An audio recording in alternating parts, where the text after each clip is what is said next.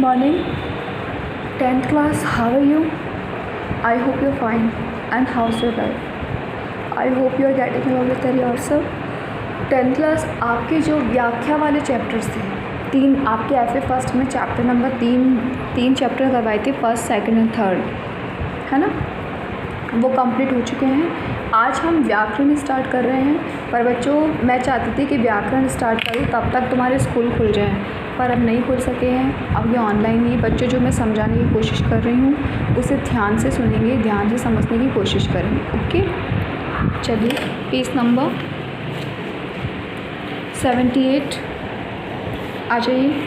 Chapter number first, संधि कार्यम। बच्चों, संधि की हमेशा बच्चों को एक शिकायत रहती है कि मैडम संधि समझ में नहीं आई, और संधि थोड़ी सी हार्ड भी पड़ती है। हम थोड़ा सा पढ़ेंगे लेकिन समझने की कोशिश करेंगे, और प्लीज़ समझने की कोशिश तुम भी करो।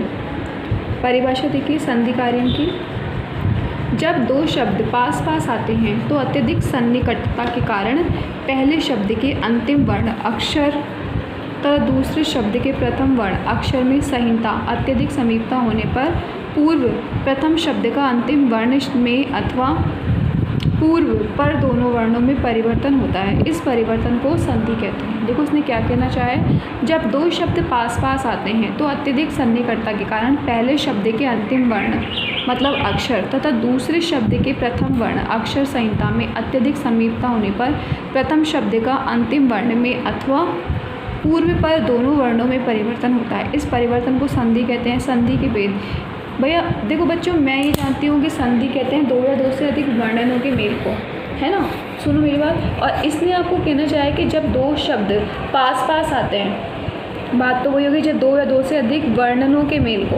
वही इसने कहा है कि जब दो शब्द पास पास आते हैं तो अत्यधिक सन्निकटता मतलब पास में होने के कारण पहले शब्द के अंतिम वर्ण मतलब पहला जो शब्द है उसका अंतिम वर्ण अंतिम अक्षर और दूसरे शब्द के पहले शब्द अक्षर में संहिता अत्यधिक समीपता होने पर पूर्व प्रथम शब्द का अंतिम वर्ण में अथवा पूर्व पर दोनों वर्णों में परिवर्तन होना, इसी परिवर्तन को संधि कहते हैं। इसने थोड़ी डिफिकल्ट तरीके से बताई है। देखिए आगे, संधि के भेद। यह परिवर्तन जब स्वर में होता है तो स्वर संधि, व्यंजन में हो तो व्यंजन संधि तथा विसर्ग में होने पर विसर्ग संधि होती है।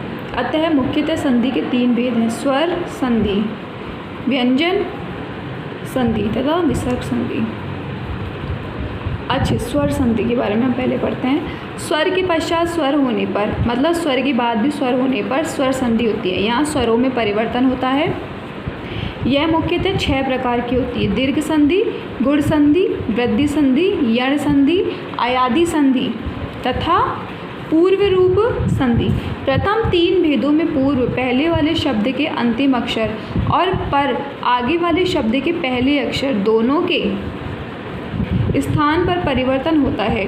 चौथे 5वें भेद में मात्र पूर्व पहले शब्द के अंतिम अक्षर के स्थान पर ही परिवर्तन होता है तथा छठे भेद में पर आगे वाले शब्द के पहले अक्षर ए के स्थान पर अवग्रह खंडाकार चिन्ह लगा दिया जाता है। इनके अतिरिक्त कुछ अपवाद भी होते हैं। देखो बच्चों, स्टार्ट करते हैं दीर्घ या सवर्ण संधि। बच्चों ध्यान देना, तुम्हारे को थोड़ी सी समझने में दिक्कत आएगी वो ऑनलाइन में।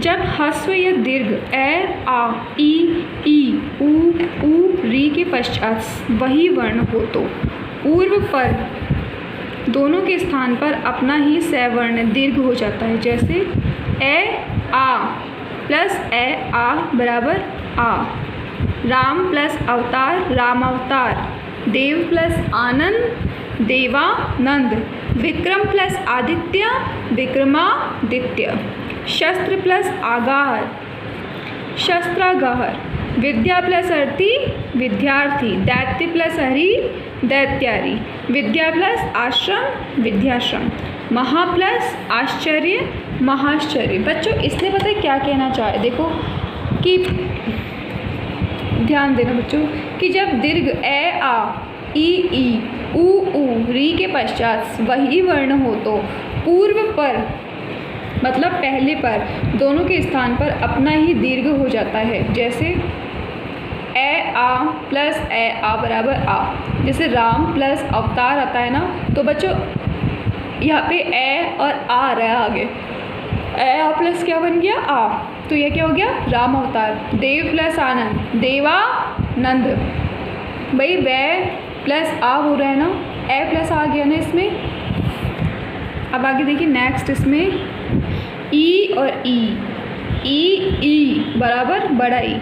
रवि प्लस इंद्र रविंद्र, कपि प्लस ईश कपीश, सती प्लस ईश सतीश, श्री प्लस ईश शीश श्रीश, मही प्लस इंद्र महेंद्र, सती प्लस इति सतीति। बच्चों आप इस बात का ध्यान रखना, दीर्घ संधि के अंदर हमेशा कोई भी अगर आप संधि विच्छेद करते हैं ना, तो छोटा स्वर जो होता है ना ई, वो हमेशा बड़े स्वर के अंदर ही परिवर्तित होगा। छोटा स्वर चाहे कोई भी, जैसे ए आ में हो रहा है, ई में हो रहा है, ऊ में हो रहा है, री में हो रहा है। देखते हैं आगे और एग्जाम्पल।